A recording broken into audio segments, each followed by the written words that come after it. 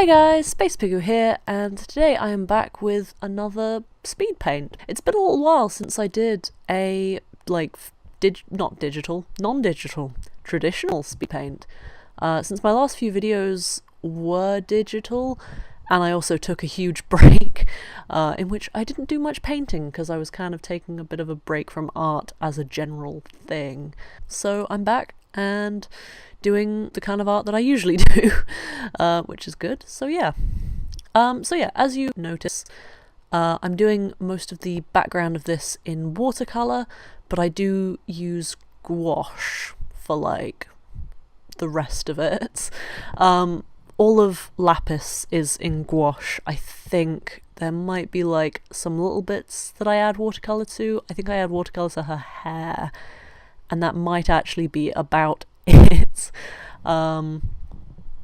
So yeah, as you can see, I'm just doing this kind of dark, dramatic kind of background. I kind of have a habit of doing these really kind of layered-y backgrounds, which isn't a bad thing. It's good to do backgrounds for once, because I usually don't, but they do tend to be kind of abstract, mostly because, like, I mean, I'm not great at backgrounds, but I feel like if I'm going to use my nice fancy paper, then I might as well make the most of it. That's the logic I use anyway, so yeah. I should probably start masking the edges, because I kind of make a big mess around the edge, and because the glue kind of lifts up quite easily, so like this is a gummed pad, so the edges are all gummed together, so you have to kind of slice them apart when you're done painting. But the gum isn't super strong, and I have a habit of wetting the paper so much that it warps the gum undone, if that makes any sense. And I sometimes end up getting paint on the next layer, which is okay because it's just a little bit of dark paint at the edges, and like I'm probably going to do another big dramatic dark background on whatever I do next, so it won't be too noticeable. Yeah, it's something I need to think a bit more about, I think. But yeah, so painting, my actual painting that I am doing that I should talk about.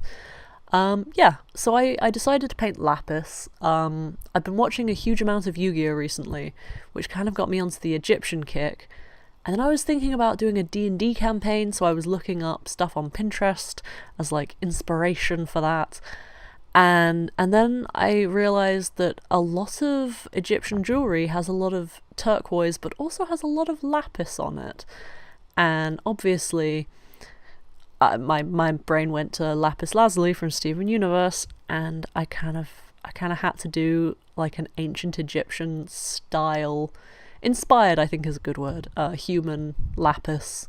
So that's what I did. Yeah, that's pretty much how this ended up happening.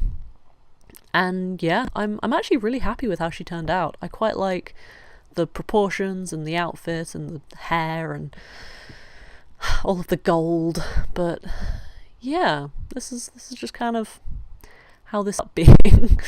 I did end up with a huge amount of footage actually, like 4.5 hours, and I don't usually spend that much time filming something.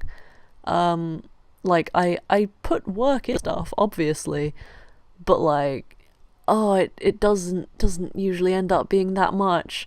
And I had like an hour of footage once I'd sped it all up. So yeah, that's why this is kind of a long video.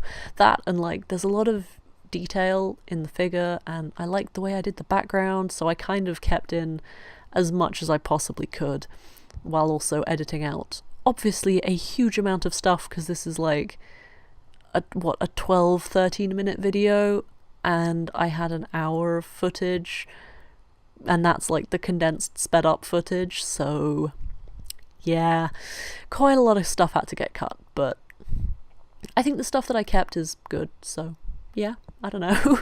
I'm just kind of rambling, I guess, as is standard, in fact, in these kinds of videos where I just ramble over the top of me drawing. So yeah, that's pretty much that. Yeah. Yeah, I do mostly use gouache for the figure.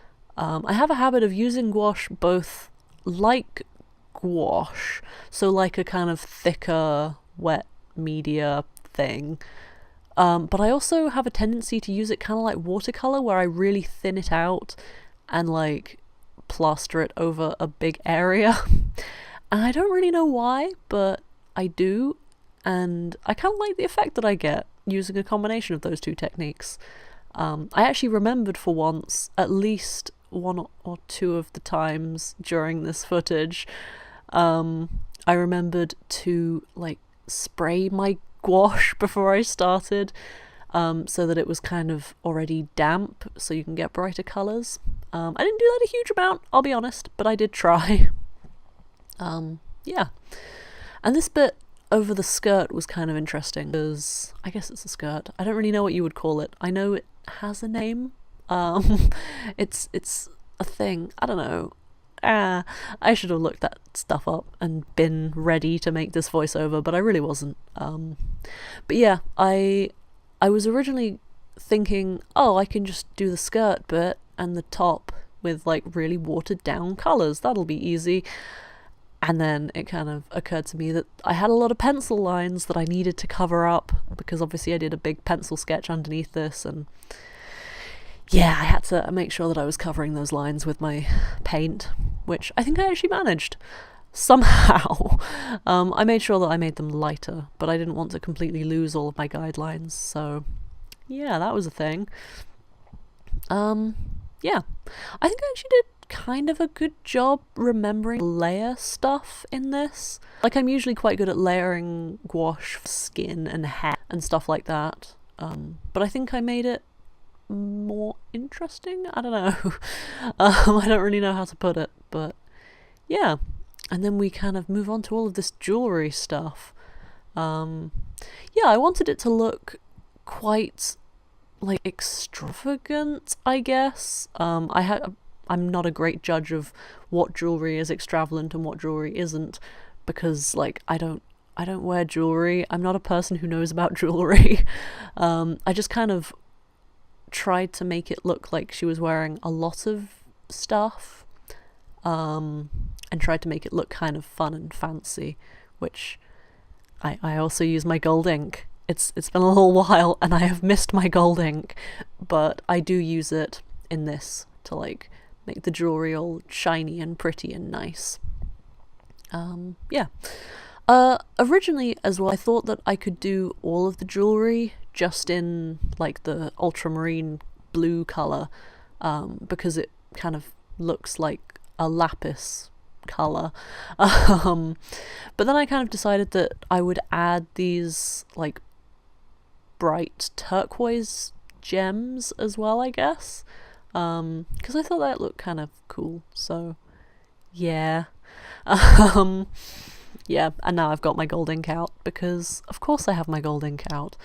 It's the only way that I know how to do gold. I did toy with the idea for quite a while of actually like painting it to look like gold, but I just really wanted to use my ink. That was like part of the inspiration for this is, what else can I paint using my ink, since it's been a while. But meh. Yeah, I did in fact end up using ink, obviously, because I'm using it right now. I am so great at voiceovers. Yeah, I toyed with the idea as well of painting all of the jewellery and then going over with the details.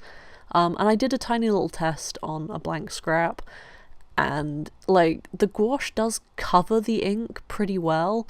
Like you can't see any shiny bits through it, but I don't know, I felt like maybe that would kind of be a waste of ink, maybe. Yeah, so I ended up doing it this way, and I think it worked out quite nicely. I did have to go over the gouache again, but I also ended up doing 2 layers of the ink. I should add that, because I think I cut out the second layer. But yeah, I like the way it turned out though, because I think having the gouache kind of have it as a base over the top of like the edges of the gold that overlapped made it a lot brighter. Like, that might just be me. I could be crazy. But I think it made it better. I think I did it okay. I'm gonna really hope that I did this somehow okay. Yeah. I put way too much detail into this little foot as well. But I don't draw feet very often, and it actually turned out okay, and I was proud of it, so yeah, there you go. Got a neat little nicely painted foot. That's like the first time I've ever bothered to do that, but yeah. And now I'm just adding like a nice black outline. The black that was surrounding her wasn't very uniform, so I kind of figured that I would just give her a nice just black outline to her figure, just to make her stand out a little bit and to make all of the details kind of more obvious. Is that the right way to put it?